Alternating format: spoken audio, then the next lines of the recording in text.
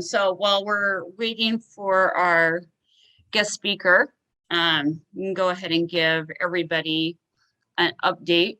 We're going to have a busy month. So this week, we are expecting the Senate to bring up to vote the John Lewis Voting Rights Act. We know. Sorry, Jamie. It says that he's saying that the link is closed. Did we run out of room?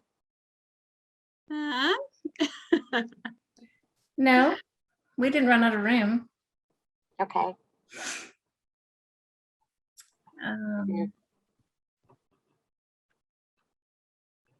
I'll send you the link, Maddie. Go Thank ahead, you. Jamie. Okay. So we are expecting the John Lewis Voting Rights Act to be brought up on the Senate floor. Getting a new link. Anyways. Sorry, what was that, Maddie? Oh. So, and we know the Republicans will block it again. We have seen movement, though, from the Senate, especially among moderates like Angus King yesterday, saying that he would be open to reform. And the other big thing that we're seeing is how a lot of the top Republicans are now talking about the filibuster. And really what they're recommending is the message from the Senate should be focused on the fact that the Senate is no longer a functioning institution and it needs to get working again. And so you're hearing a lot of restore the Senate to the original talking filibuster. This will not be eliminated, but there is a high likelihood that it will go to requiring the 41 people blocking a bill to actually be on the floor and hold the floor. So that is really positive. That will not happen, though, until after the Build Back Better and the bipartisan infrastructure passed. They're actually hoping to get that done within the next week.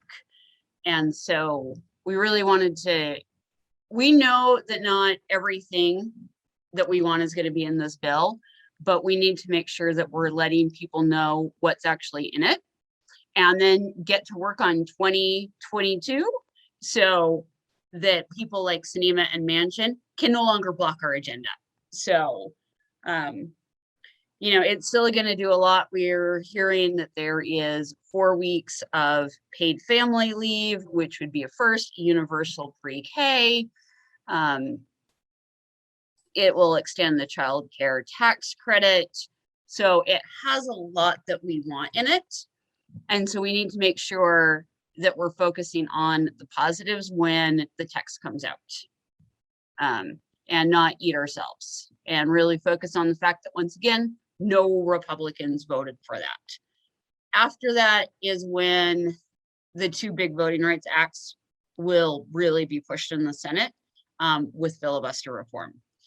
Schumer has set a deadline of Thanksgiving to get both bills passed. So buckle up. And with redistricting, in the For the People, they have actually written in there that 30 days after maps are passed or this bill is passed, it enables people to sue on the grounds to get the maps fixed. So anybody concerned about redistricting, we know Texas passed their gerrymander districts today. That provision is in the For the People or the Freedom to Vote Act.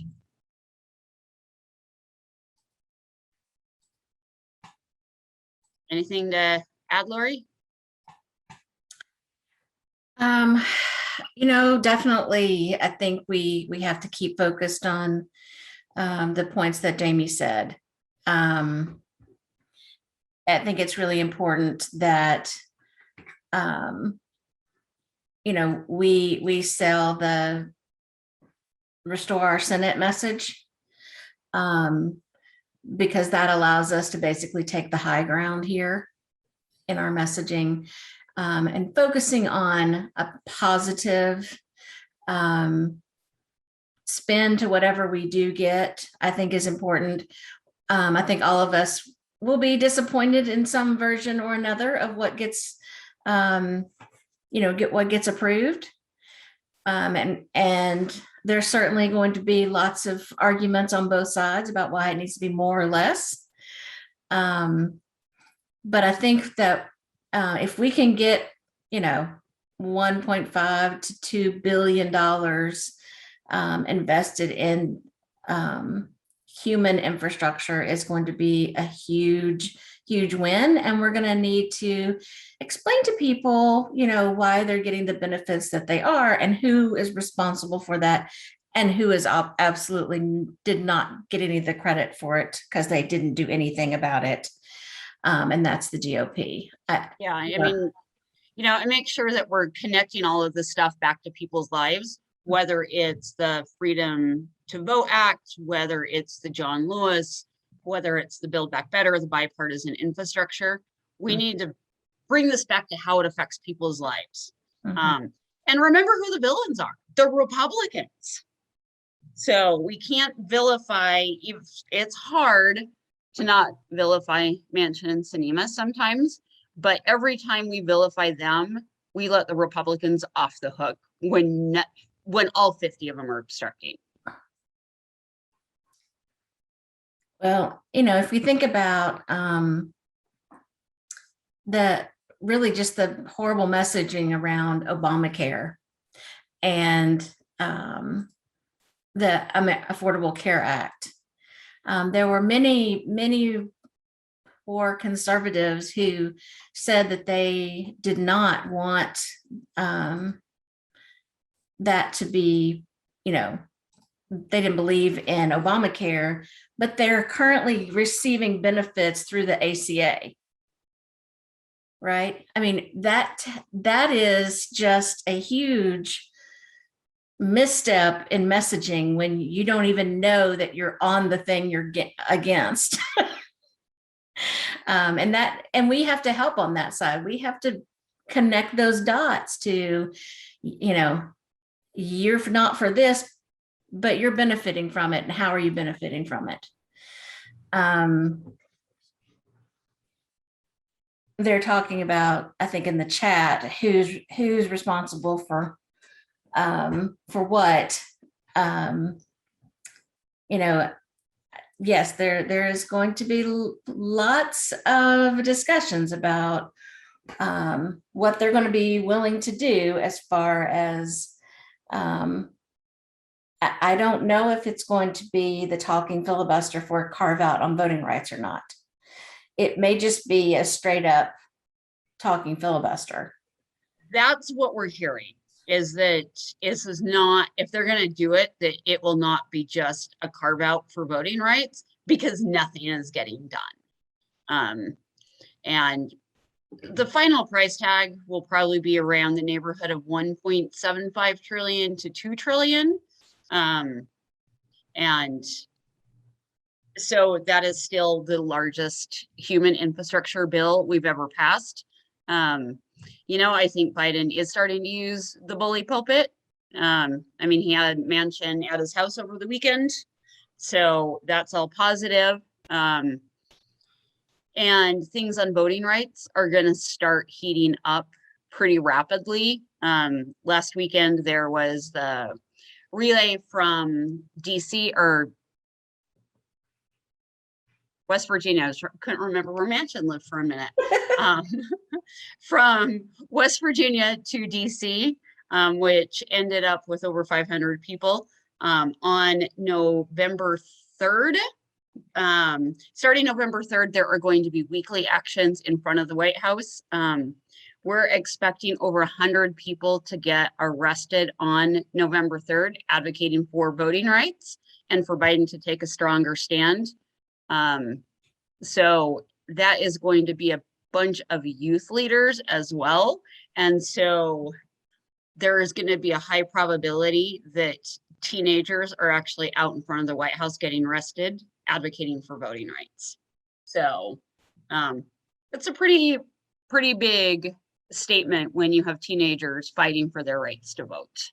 So, and then that will be followed up that week with a week of action that was just put out today. So I see a bunch of indivisible leaders out here. I'll make sure I drop that link later in Slack for y'all to start planning.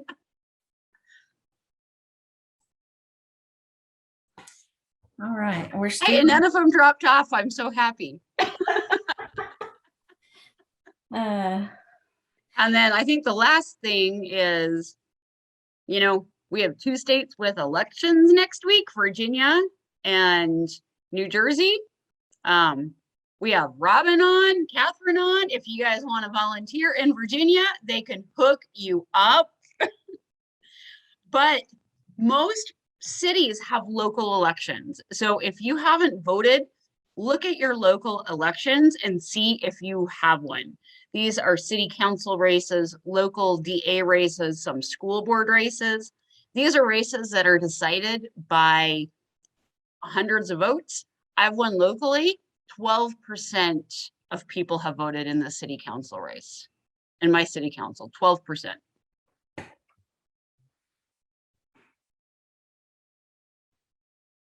Awesome. And everybody here gets a ballot. So it's not even hard. You go to your mailbox, this postage page, you fill it out, you put it back. That's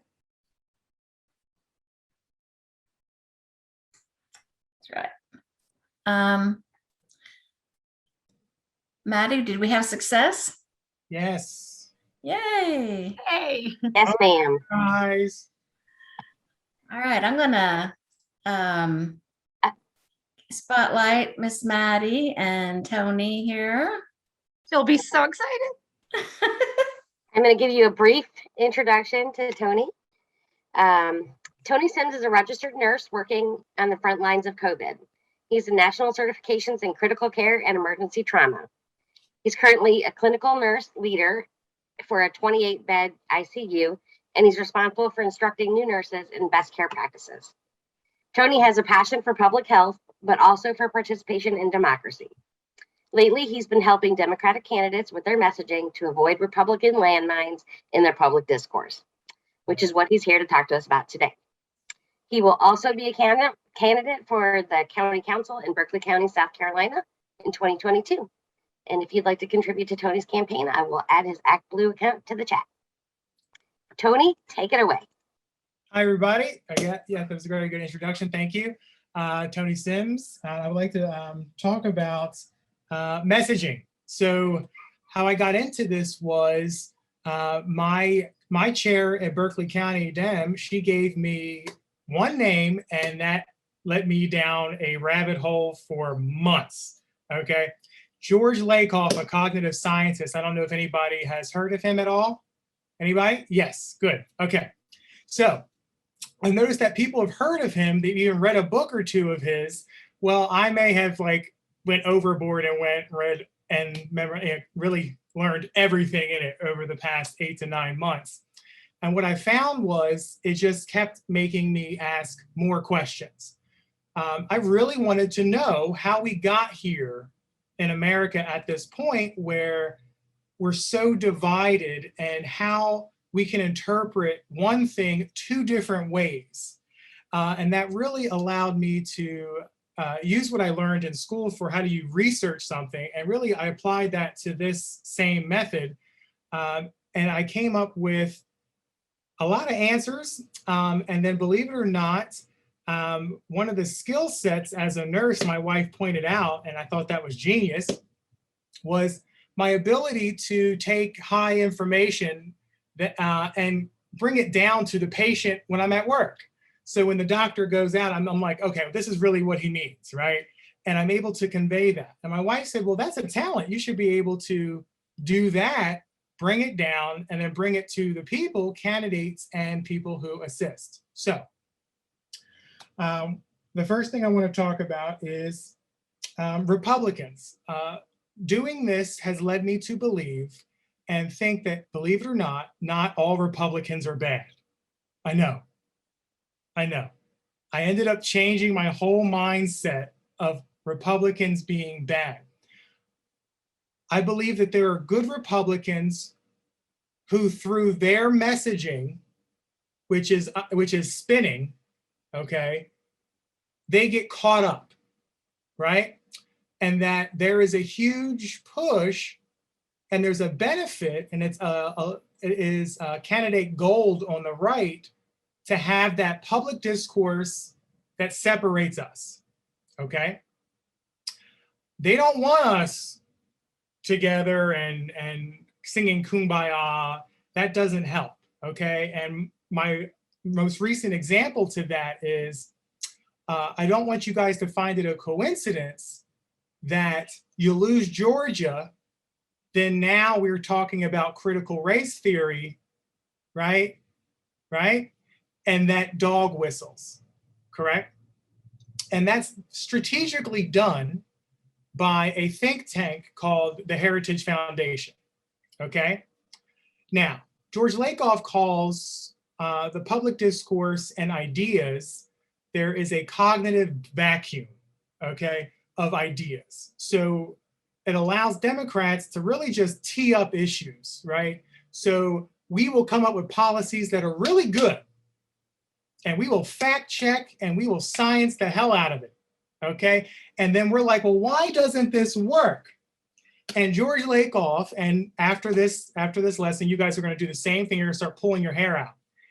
Has discovered that there is the cognitive science that he is a PhD in has led to believe that we are still operating on an old school of thinking, that rationalization will get us to the goal, right? Who would disagree with policies that are fact-based and science-based? It's almost like it's asinine to us, and we have no idea how they could not understand that, correct? What he's saying is the old school of thought is you can't just rationalize by placing the facts out there. He argues, and definitely in practice after doing this, I definitely believe this too, that our whole world and our whole foundation, our belief system, and our politics especially, are all morals. At the end of the day, if you drop it down to what it is, all politics are morals, and we live our lives by metaphors, okay? One of the examples he talks about is the concept of verticality. When we say a glass is half full, we don't say it's half empty, we say it's half full. Stocks rise and fall, right? And then he applies it, if you apply it to politics, Hillary Clinton cracked the glass ceiling, right? That resonates because it implies that there's a ladder that has rungs, that has effort and milestones to get up there. And then that glass ceiling, you see through it, right? You see through it to the promised land, and it builds up. Well, what else do we tie with, metaphorically speaking, to up, right? Anybody? What is up there in the clouds? Heaven, right? So that resonates across with us, right? We don't say, oh man, I broke that glass that was on the ground, right? And I made it to the vice presidency like Harris did, right? We don't say that. Why? Because we were built and raised by that, okay? And then if we actually think about how we were raised, there's two schools of thought here that end up producing a conservative mindset and a liberal mindset, okay? He talks about the parenting of the nurturant mother model that produces left-thinking people, and then the strict conservative father. And it ends up making us think of government very differently, right? It is a left-leaning approach, it is a progressive approach to think of our family structure as a sense of individual responsibility and a responsibility to others in your family, right? Therefore, when we look to government, we think it is for helping other people along with personal responsibility, okay?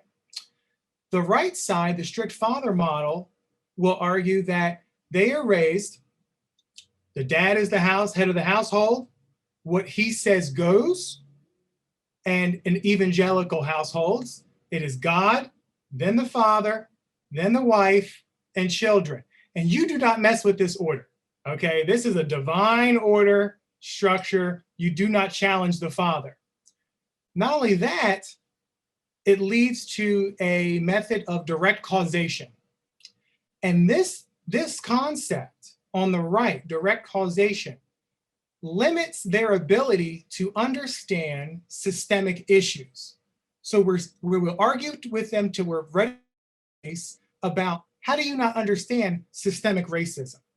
How do you not understand that Blacks and Hispanics die during COVID at disproportionate rates because of their systemic issues in the community that already place them at higher risk of comorbidities, right? Direct causation is a value that they're brought up with that says, you do whatever you do and your actions will dictate the consequences and you're responsible for them, period. Now, this was a revelation to me because that completely makes sense, right? How could good people go against what we think is common sense, right? And to them, if you are not taking the direct causation, then you are being irresponsible. And if you're being irresponsible, then no way, no how are you to look at things you're getting from the government, let's say WIC, right? And you become a moocher off the system. Because you brought yourself in that situation, you're responsible to get yourself out of it, and there's no way possible that you could have made that connection or anybody else could have brought you there. So they don't understand redlining, right? They don't understand systemic racism. They don't understand systemic health issues. They don't understand the systemic policing issue, right? We're all responsible for ourselves. Then that led you down the path of understanding that the voter and how they do it. If you understand their values and you understand their morals, then you can shape whatever initiative you want, Heritage Foundation, because of that cognitive void to policies that you want. For instance, Citizens United. I think we all understand right here how that's bullshit, right? Oh, can I say that on here? We all understand how that is a thing, right? Now, let's really break that down. At face value, Citizens United says what to our conscience? It says that you and me are going to get together and we're going to put the billions of dollars we got stuffed in our accounts together and we're going to give it to candidates, right? No way, no way. Corporations get to do that, right? So how do you sell it if you're Mitch McConnell? You say Citizens United. And if you understand the right's moral structure, right? Those are power words. Citizens United, Constitution. What is more righteous than Citizens United? Let's not worry about what's in the details. That'll come later, right? So then it passes. Great support there. Even though we know that is one of the biggest issues in politics today, is that's how it happened with all that money. Then further down, we get to a challenge on Citizens United that actually does one further and one actually makes it harder for us Democrats. Hobby Lobby wins a lawsuit or wins a case at the Supreme Court during the Affordable Care Act that says that they don't have to put in preventive pregnancy measures, right, as a benefit to the Healthcare Act, right? The Supreme Court ruled, now if you all can look this up, but the Supreme Court ruled that the business is an individual and therefore entitled to individual constitutional rights. Now, why is that a problem? Because as an if you give the corporation, now what you just said effectively is the corporation, no matter how far right leaning, are an individual and entitled to the same rights as you and I. So when they don't want to give cake to a gay couple, that's their freedom of religion. The whole blanket company, right? When they want to donate as much money as they want to a candidate, right? They are the individual and they can go and do that. So that Supreme Court ruling set up precedents for the rest of it, all because they messaged it as Citizens United. Now, on the other side of that, the Affordable Care Act. How did we lose the 2010 election and flip the House when we gave health care to everybody? How is that possible? Well, we were arguing facts and science, and they were messaging long before. What did they do? Do you remember that we were talking about the Affordable Care Act and the right was talking about Obamacare, right? By the time President Barack Obama got a hold of what was going on, because he knows this too, by the way, it was too late. He tried to take back the Obamacare as a positive thing. But what we did was we put it in public discourse so much that they have no idea what the Affordable Care Act is. So the Right Heritage Foundation filters this down and says, no, it's called Obamacare. Obama, they already hate Obama, right? But we're going to continue calling it Obamacare. And that's how that happened.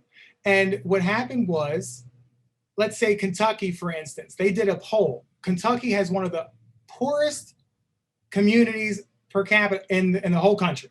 How could they be against the Affordable Care Act? Well, the poll found that they were for the Affordable Care Act, but against Obamacare. That's how the Heritage Foundation and right-wing think tanks came up with a, nope, we're going to slam it and call it Obamacare. We're going to slam it and call it the boogeyman of socialism and Marxism. And when you're campaigning as Democrats, what do we go out there and do? Oh, no, that's not, Obamacare is not socialist and Marxist, right? Well, George Lakoff says exactly what? If I tell you not to think of an elephant, what did you just think of? You lost. So what he's saying is, when we go to articulate our values, our morals, and our policies, we need to develop it in a framework that we understand to our voter base, not only that, to the biconceptualist voter, which he says that we have about 30%, 35% left or right that will never change their mind, but elections are made right there and around the middle where the biconceptual voter exists, where we each have, at the end of the day, because of our morals and values, some conservative views on the left and some liberal views on the right.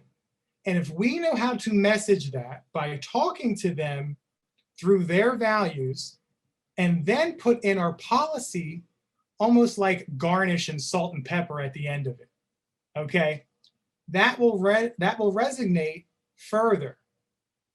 And on top of that, what makes this difficult for us is we have to, this is an active process, this is a practice.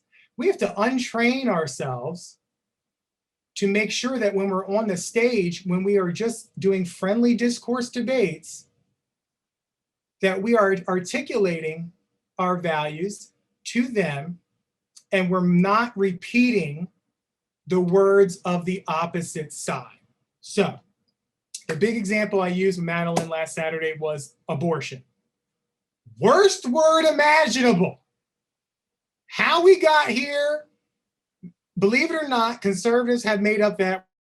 The other word that we decided to take on as Democrats was pro-choice. All right, it's already here to stay. Luckily, hopefully it'll work out, but look how long it took to work. He said it was the worst word imaginable because what does it imply?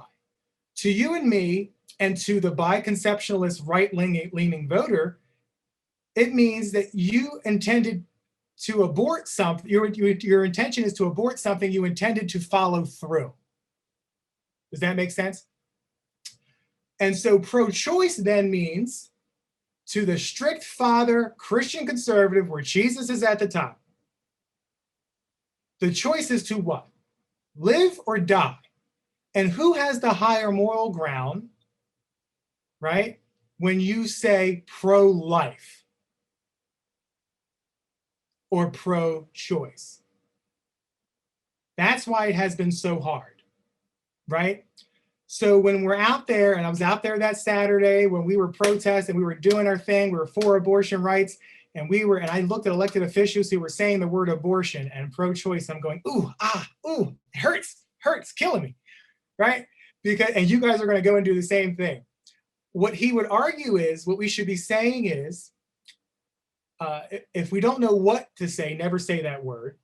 But then he asks that we replace it with developmental prevention. So a woman has the right and the liberty and the freedom to decide when to have a career and when to start a family. And when she wants to decide to prevent further development, because we know that it's an embryo, a zygote, a fetus, right? When is a mother considered a mother? When the fetus leaves the body, it has become a baby then, and you are a mother after birth. Do you see how they did this? So they got into public discourse, the pregnant woman is a mother. They got into and public discourse that a fetus, a zygote, and an embryo are a baby, no matter what. And so we get up there and we debate our opponents and we say what? Well, I am for abortion, or I am pro-choice, right? And if that mother wants to decide what to do with her baby, it is on her. Do you see what we just did there? Do you see what we did there? We bought their framework. And that's where I start to go into I did my research and I understood it. I wanted to know it. I wanted to know and know and know, so that when issues come up, now we think about how to combat them without using it. Because once we accept the question, either from media or a candidate in debate or public discourse on, let's say, social media pages, you need to decide, one, do you accept the framework of that question? Are you being set up for what I like to call the okie doke, right? How can we negate it, flip it, and play offense? We are always playing defense to their framework, and that's why we lose, okay? So when I'm up on a stage and I get debated, I get set up with a metaphorical bomb, okay? This candidate is for abortion. And I'm going to say, you know what? What you're really trying to say is you're against women's rights to decide when they want to have a family and start a career. This is a pro-liberty issue for me. This is a pro-freedom issue for me. And I do not believe in that a government should control someone's body. Now, look at that from a position of strength. Look at all those freedom words I just used that resonate to the right. And then I will end it by playing offense. I'll say, are you telling me that you are for government control of people's bodies? Slow growth that result in learning and behavior problems. I throw it back at them. Okay? You negate and then you play offense. Because there are some, George Lakoff calls them slippery slope ones, that actually there's no way around it. There's no way around it. The only thing you can do there is call it out. For instance, tax cuts.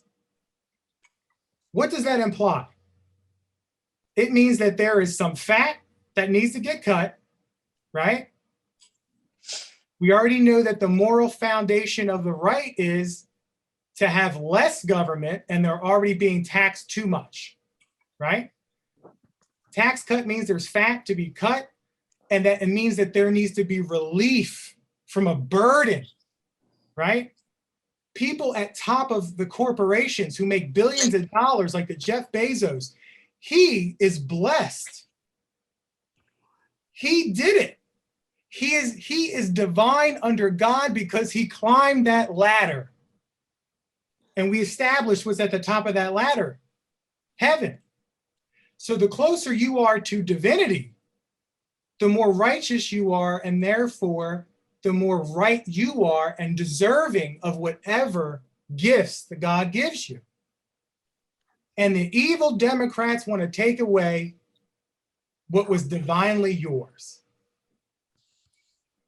So we should avoid saying tax cut, and we need to say what it is. It is public resources and it's revenue theft. To participate in our democracy comes with membership fees. Does Jeff Bezos not make his money off the backs of workers? Does he not use our water? Does he not use our electric grid? Does he not use our fire, our EMS and police in his buildings if there's an issue? Does he not transport his merchandise through our postal system and our roads? That is revenue theft. And we need to call it for what it is. So when I get set up in a debate about tax cuts, and I will set up and I'll say, you know what? What you're saying is you want less revenue. You want to continue the revenue theft that is existing for our public resources and schools. Are you telling me you're for the legalization of defunding our police and our schools? Because we know right now how they've already taken over the word defund the police. Yep. I just said that you stole revenue and we need cops in my community. I just called you out and said you legally are defunding the police. And in my community in Berkeley County, our schools are overcrowded. Our taxes get paid, our schools get paid by business taxes. So if my candidate wants to run on lowering their taxes, I will be setting them up for the moral, metaphorical bomb, giving him the okey doke of, are you telling me you want to defund the police and defund our schools? That's how that happens. And we have to understand how they think, the words that they use, and do we accept the framework of it? So, how do we do it? Right? If policies were a thing, we'd have Elizabeth Warren as president. She'd have policy for everything. Beautiful policy. Polls showed that bipartisan support on those policies. How could she have not won? Right? What happened was we forgot to apply it to George Lakoff's framework. And that means we need to articulate it at a metaphorical frame that articulates a value, right? And then we have to sprinkle it at the end with a policy. I am for universal health care, okay? It polls bipartisan. The people need bipartisan universal health care passed because it affects us in our everyday life. We need to have that because we are having people bankrupt. Our seniors are bankrupt. Our single moms are bankrupt. These are kitchen table issues, right? You bring it down. And I propose a single payer system because the government is responsible for the general welfare and being of all of its citizens if we participate in democracy by paying our membership fee and taxes. Do you see that? That's different than, he's for universal health care, right? The problem is the right swings it as optional, like it's a consuming piece of equipment like a television, right? They don't swing it as the moral authority that it is. And they do that on purpose because big hospital corporations, big pharmacy corporations don't want that, because what's currently going on with Medicare? The reason why our prices are so high is Medicare says, no, I'm not going to give you $50,000 for the hip replacement. I'll give you 25, right? So off the bat, the hospital, a for-profit hospital is losing $25,000. Off the bat, they're losing X amount of $1,000 for medicine. Can you imagine what happens to big CEO pockets when it becomes everybody and not just senior citizens involved with a single payer system? So if you're the Heritage Foundation, you're getting hundreds of $millions by what type of people? Corporations.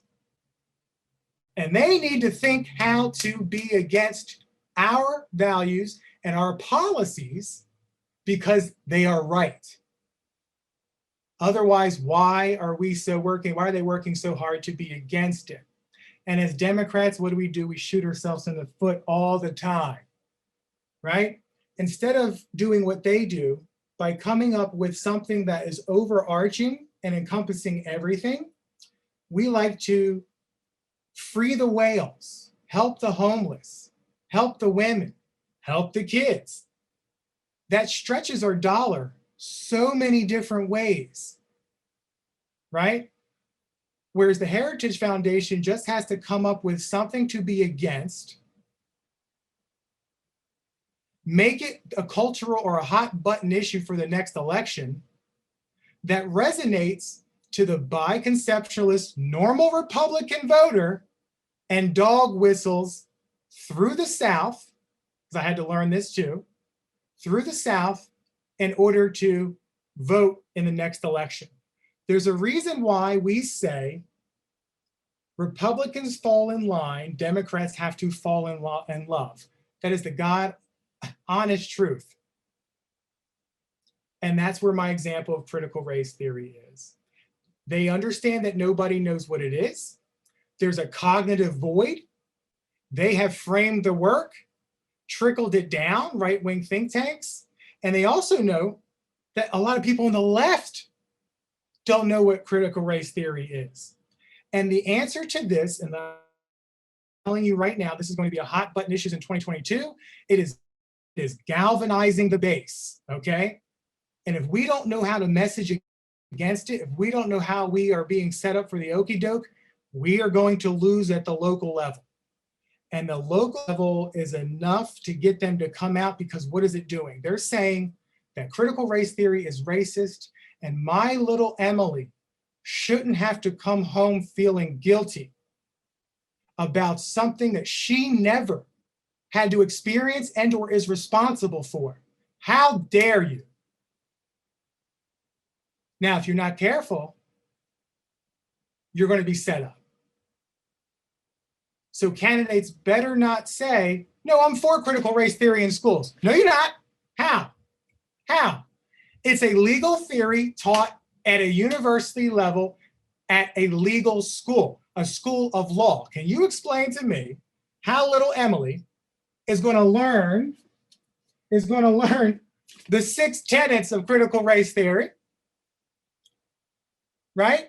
No, I will not be set up for that, sir. I don't accept the framework of your question. What you're trying to do is stoke the flames and further divide and make whites afraid of blacks. Are you racist?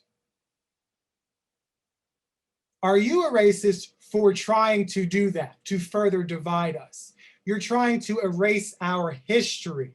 Black history is American history. And if we do not want to repeat where we have been, we need to make sure that our children have the freedom and the knowledge to prevent and recognize it in the future.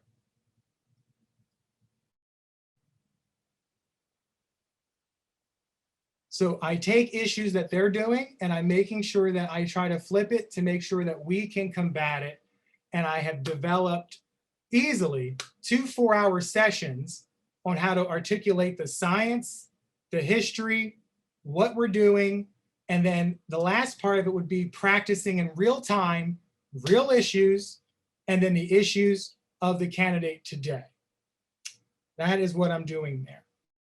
And the last piece of this that I really want us to hone on before I take some questions is we need to understand that what they're doing is actually spinning to play, and what we are doing is right, and if we believe in it. Do not start to articulate and defend something you don't believe in because it's going to come off as inauthentic. And they have a better nose, the biconceptualist, right-leaning person has a better nose for that than we do. Okay?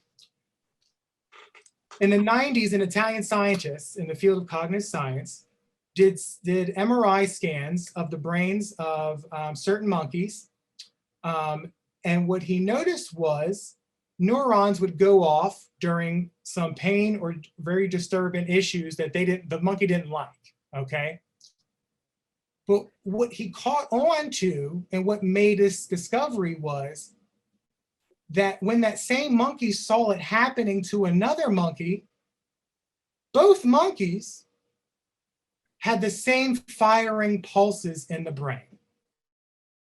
That led to the discovery of neurons called mirror neurons, which says when you see someone leaning on the neck of a person in the street for 9 minutes, we feel that pain. And so he says what the key is, because I did all this work, months and months. And I'm like, okay, so what's the key? What's the key? What's the key? And he says the key is empathy. If we do what we're supposed to do, they cannot help but to feel that single mother who can't make ends meet, who chooses to go without and doesn't make her rent because she needs to pay the bills to keep, to pay other bills to keep food in her children's stomach. That person needs some help rather than just saying, oh, we're going to pass a $3.5 trillion package, right? Articulating it down so we can activate neurons that is biological and that is, and they cannot help it. Now, there are some psychological disorders, psychopaths, narcissists, Trump, right? Who may not have those same neurons go off in those situations. But for the majority of people, for especially the biconceptualist voter, the biconceptual leaning right voter cannot help but to feel. Now, that made me question further some history, because I love history. Who in history knew this before it was a thing? Martin Luther King knew this. There's a reason why he was ahead of his time. He knew that at the beginning of television, you were going to see people, right, washed down with hoses, attacked with dogs in the street. He knew the power of that imagery. He knew that good Christians could not say they were Christian without feeling that pain, even though they never experienced it. So he knew that the path to civil rights and change and prosperity and equality was going to be through nonviolent activism.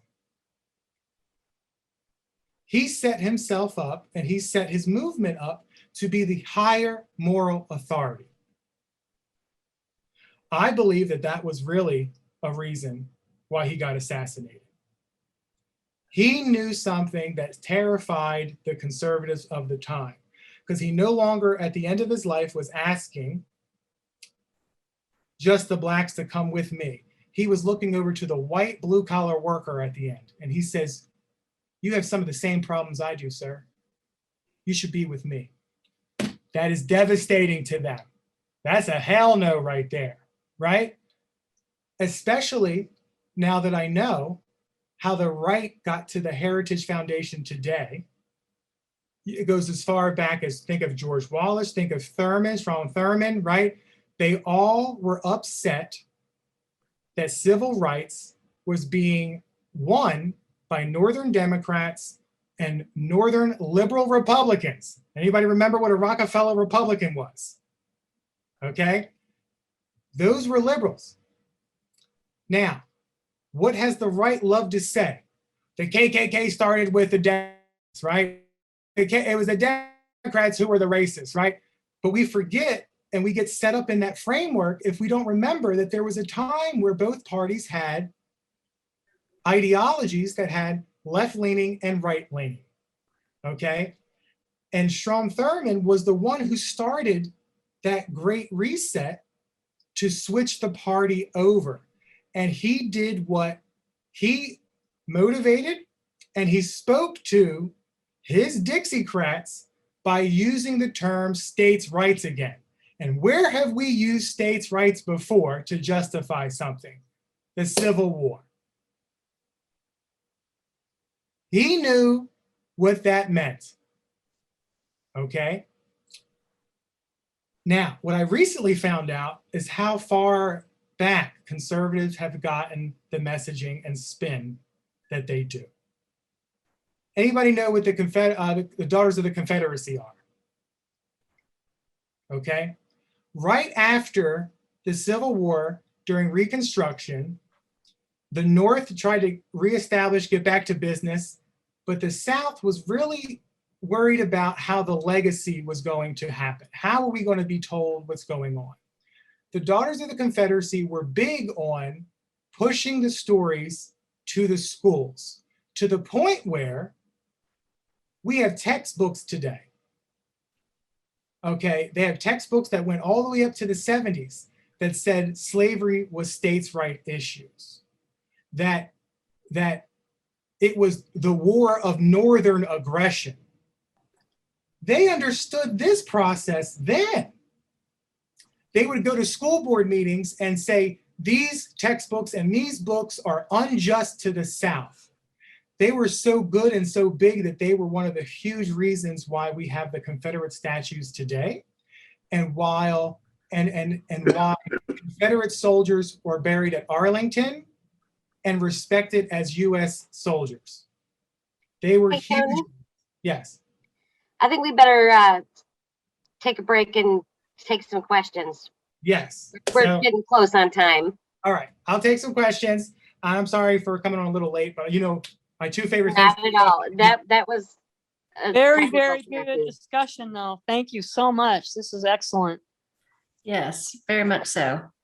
One of the talking points, Tony, that you said is resonates for sure with those of us who listen to Anat and Jiggy, which is they sell the brownies, not the brownie mix, right? So you need to sell how it's actually going to impact a person's life, not some theoretical billions of dollars spent on God knows what. And that's what we're doing right now, right? We're over there arguing about 3.5, 1.7, 3.5, 1.7. We're going to lose the 22 elections. Yep. If we do not talk about the road to a better tomorrow, the road to build back better is through childcare, is through senior care, to get our economy booming again, right? We need to say that, and that's what's in that bill. Very good point. Okay, do we have any questions? Brittany, go ahead and unmute and ask your question. Okay. I have two questions, by the way. How can we how can we read about this the Civil War and where are the resources about freedom to vote, about in order to fight the democracy? So so this was an important issue with me because I'm in a very right-leaning area. So I had to learn this and understand. I'm in the South too. So what I had to do was I had to understand why they were against voting, right? And And nationally, they're at a crossroads. They know that we outnumber them, period. They know, and Mitch McConnell used again for voting rights, the state rights excuse. I kid you not, he used this again, okay? They know that. So you're seeing voter laws come up all through the country for voter integrity, and not one dead person came out of grave and voted. And in fact, any kind of voting fraud happened on the right. And we need to point that out. We need to start asking them set them up for the okie doke of, why is it that they don't want Americans to vote?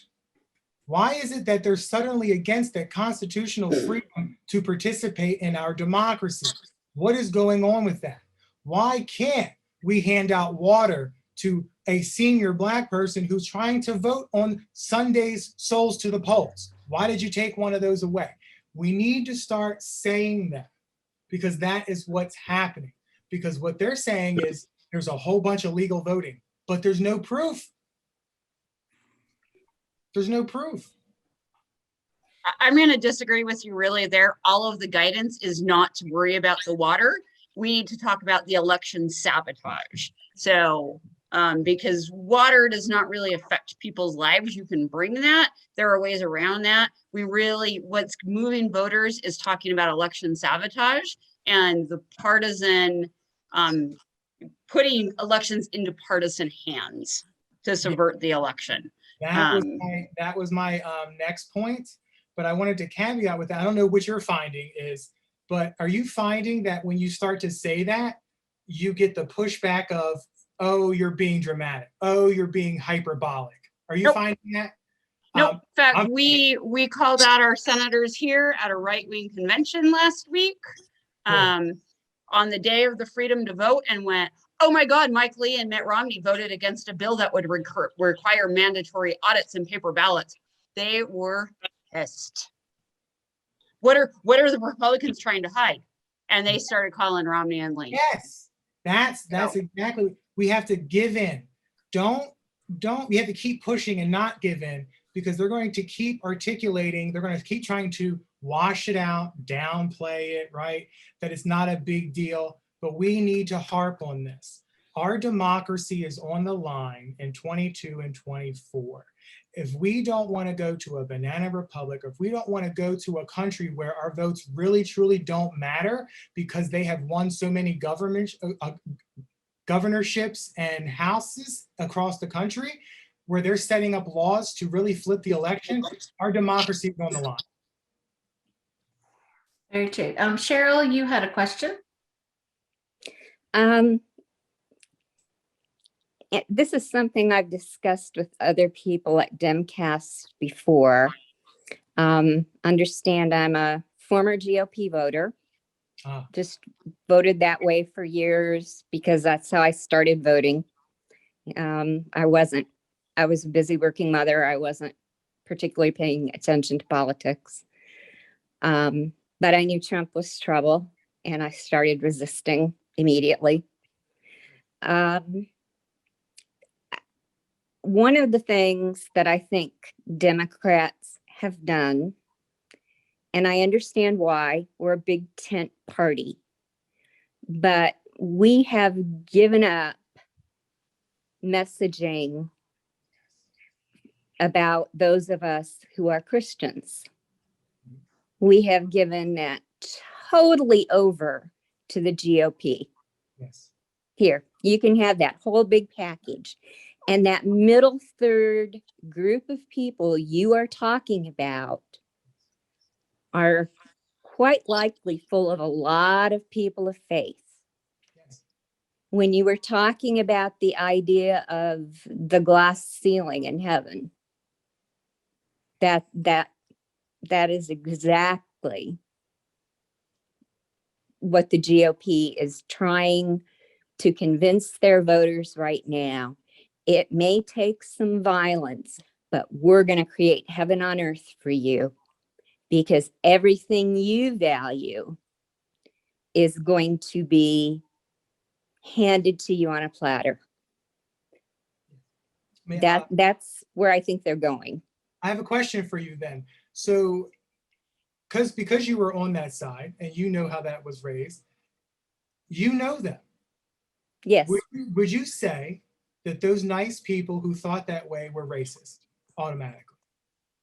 No, I wouldn't. I have friends at church that would categorically tell you they are not racist. And yet the things they would say about Obama would make me so uncomfortable. Yes. Because, you know, I may not have voted for whoever was the Democrat, but I wasn't overly worried about that either. And I could easily see that the only reason they were upset about Barack Obama was his race. You know, if that's the only person you're vilifying, please don't tell me you're a racist. You're not a racist, rather. Right, right. And so what I like to do is I like to tell us to be careful about using that word racist. I understand. We have to understand that concept now, and then we have to say, you know, we have implicit biases, right? We have unconscious biases that we have to work actively to get rid of because of how some of us were raised, right? That's everybody, right? But I'm going to tell you, they will be so offended if you try to convince them that they have that implicit bias that you're talking about. Correct. You're right, because that's exactly one of the issues I'm running into.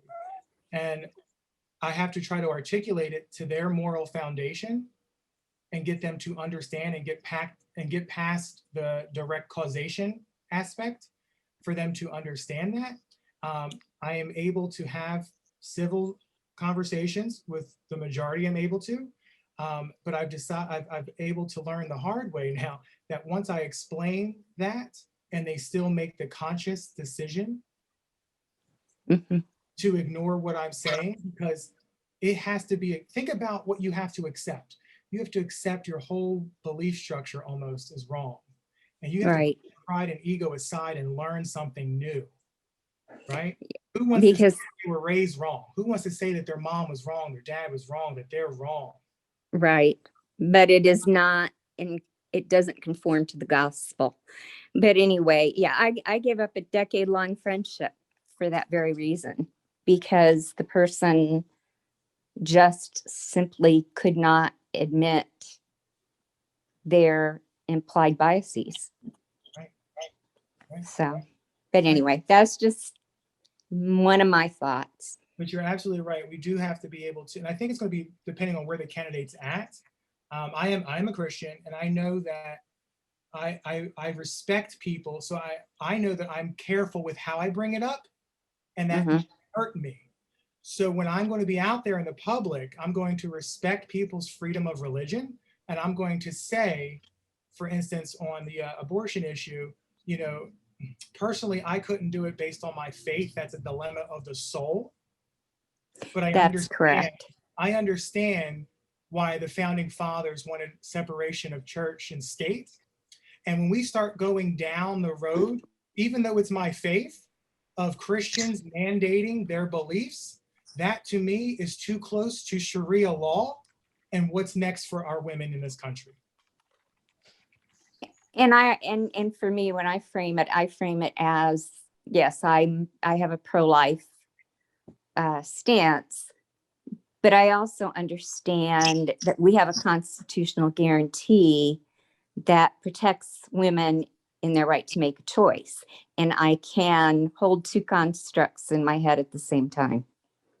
So thank you. I'm talking too much. Good. Oh, we got some more questions from here. Yep. I think due to time, I think we'll take one more question. Sue, if you could go ahead and ask your question. So, well, it's not so much a question as a comment. In Montana, we turned very, very red in the last election of 2020, and we are really, really close. If we lose any more seats in our state house, we're very close to having a constitutional convention put on the ballot where the Republicans can call for changing our state constitution, which is a beautifully written document. I And- think that is the ultimate goal of the GOP, but keep going. Yep. Well, and the thing that they want to do is get rid of the clean and healthful environment part of our constitution, because they'd like to take us back to the days of the Copper Kings who, filled up our rivers and streams with mining waste. And I'm really scared and worried about that. Yeah. But the Democrats have got to work on messaging, and I really hope that you'll make this available to us on a recording, because this has been a fabulous conversation. I will plan on recording it when I go to do it. I'm in talks with our chair, Greg, about how to do this, a seminar in our local chapters. I'm applying it to my own race. I'm using myself as the guinea pig. What I want to do is actually have some outcomes, some measurable outcomes, and see if this really works before I start moving it. Because I mean, I would go across the country and do this if this is how it is. But I need to make sure that this works. So I want to make sure that this is moving us in the right direction. And I think I'm in a good district to test this, right? If I'm able to speak to that right-leaning voter and win, I'm going to be able to do this messaging class for everybody. And when I do it for Greg, I'm going to actually have a live going as well. So hopefully you guys can all tag into that as well. Where are you, Anthony? I'm in South Carolina, Okay. Berkeley County, right outside of Charleston. Okay. And it really needs to be, I mean, I could do it over Zoom, but it needs to be, and you see why, it really should be an in-person thing. Because I want us at the end of it to just, it is a practice. We have to change our minds, and I call it speaking dem sexy. All right. This is something we constantly have to be doing because we're behind the 8 ball. They are raised this high to think that way and set us up for the okie doke. Okay. We have to untrain our mind and retrain it and be able to identify the okie dokes. And that requires in-person practicing and practicing and practicing. So that's why I really want to do it in person. Sounds good. And we will post this recording on our YouTube of tonight's discussion. So if you want a refresher, you can go look there. And of course, anytime Tony decides to do a seminar, just send us the details and we'll share it widely. Oh, I have to do this little plug. If you guys like what you heard and you guys can donate to my campaign, my ActBlue account, Madeline's going to put it up there. I would greatly appreciate it because I'm going to be doing exactly this and using this method to win my county council race. Awesome. Well, thank you for your time, Tony. Thank all of you for all that you're doing for Virginia and New Jersey. We've got our fingers crossed. Get out and vote blue. And we will see you guys in a couple of weeks. Thank you. Thanks, Tony. Thank you. Thank you guys so Thank you much. so much. Bye. Bye.